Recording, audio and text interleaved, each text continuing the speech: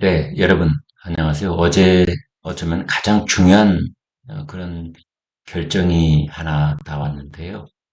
그 이재명 더불어민주당 대표의 공직선거법 위반, 허위사실 공표 혐의입니다. 대장동 사태와 관련해서 김문기 처장을 모르는 사람이다 라고 했던 거짓말 하나, 백현동 용도 변경이 국토부 협박 때문이다 라고 했던 거짓말 또 하나 하고, 이제 이 두 가지를 하나는 SBS 방송 인터뷰에서 했고, 또 하나는 국정감사장에서 했습니다. 그것이 이제 대통령 선거를 코앞에 두고 했던 거짓말이라는 혐의를 받고 있기 때문에, 그 선거가 이제 결과에 영향을 미치고, 이제 이런 그런 상황 속에서 있었던 거짓말이었지 않습니까? 그래서 이거는 공직선거법 위반, 지난번 1심에서 징역 1년에 집행유예 2년 맞았고, 이제 항소심이 지금 진행 중인데, 어제 그 항소심 첫 번째 재판이 열렸어요. 첫 번째 변론기일이 열렸습니다. 그런데 공판기일이 열렸는데, 그런데 최은정 재판장이 어제 딱 밝힌 겁니다. 결심 공판은 특별한 사정이 없는 한 2월 26일 날 열겠다. 참 그러니까 서울고등법원 형사 6-2부 최은정 재판장. 아주 결기가 대단합니다. 되게 첫 번째 재판이 열렸는데, 그러면은 첫 번째 재판으로부터 아마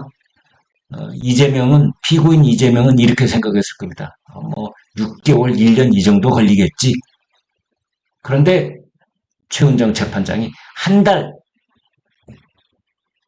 모든 재판을 다 끝내겠다. 결심 공판이라는 게 뭡니까? 검찰이 이 사람을 징역 2년에 처해 주세요, 3년에 처해 주세요라고 구형을 하는, 그리고 이제 피고인 이재명은 최후 진술을 하는, 그걸로 재판은 끝입니다. 그로부터 대개 한 달 이내에 이제 재판장이 유죄냐 무죄냐, 유죄일 경우 형량이 얼마냐를 선고하는 선고 공판이 있는 것이지. 그래서 이재명 또는 이재명 변호인 측에서는 1월 23일 날 첫 번째 공판 기일이 열리면 그로부터 뭐 속도를 내봤자 6개월, 1년 걸리겠지.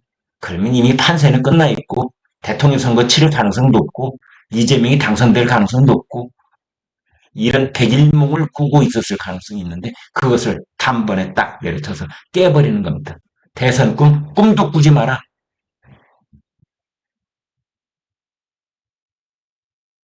이재명의 대선 꿈은 몽상이 돼버리고, 그 꿈이 와장창 깨지는 소리가 들리는 것이 어제 서울고등법원 형사 6-2부에서 최은정 재판장의 결심 공판 날짜에 관한 선언인 겁니다. 2월 26일 날 하겠다.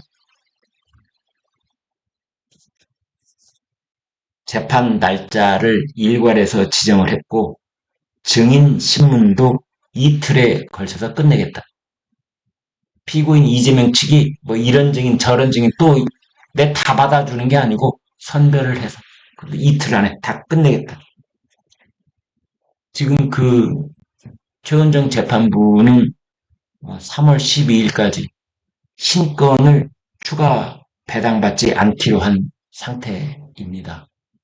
그래서 그 3월 12일 이전에 선고 공판이 나올 가능성이 매우 높다.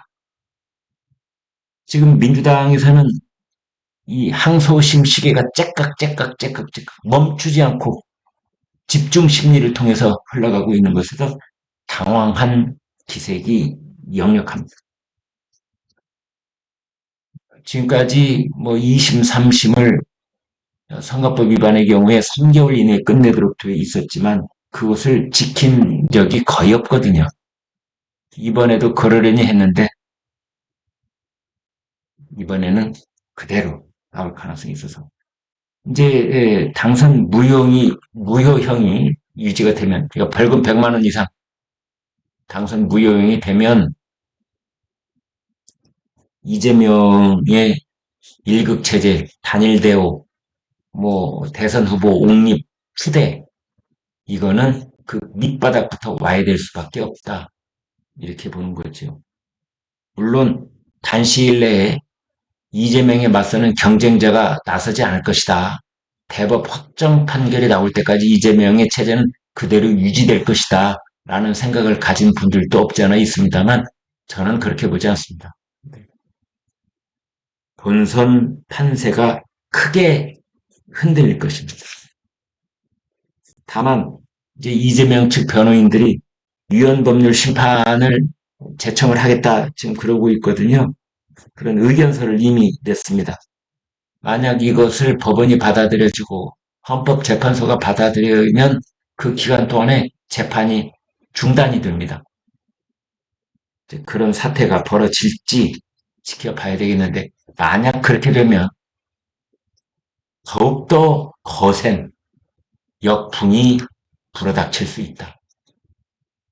지금 민주당이 모든 여론조사에서 국민의힘에 크게 뒤처지는 지표들이 쏟아지고 있는데 만약 이 상황에서 이재명이 자신의 사법 리스크를 또 방탄하기 위해서 위헌법률 심판을 제청을 한다? 그러면 이제 이재명은 더 이상 회생할 수 없는 나락으로 떨어져 버릴 가능성도 있다.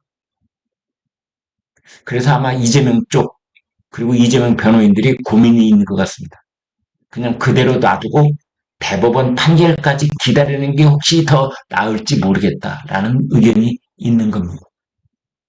아무튼 위헌법률 제청 이게 마지막 변수가 될 수도 있다.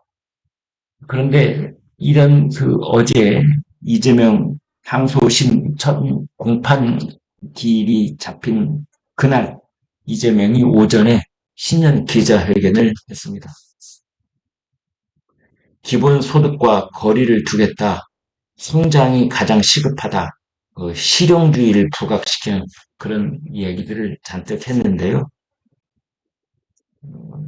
사실은 이거는 이재명이 지 마음대로 한다라는 생각이 드는 것이 더불어민주당의 헌법에 해당되는 당 강령에 보면은 기본사회를 원한다가 딱 당 강령에 적시되어 있습니다.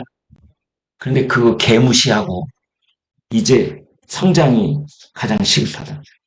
기본소득하고 거리를 둔 이재명을 보면서 이 사람은 자기 당원 당규 강령도 완전히 개무시한 상태에서 자기가 방향 전환을 자기 마음대로 하는구나 라는 생각이 들었는데 이념이 밥 먹여주지 않는다라는 말을 했더라고요.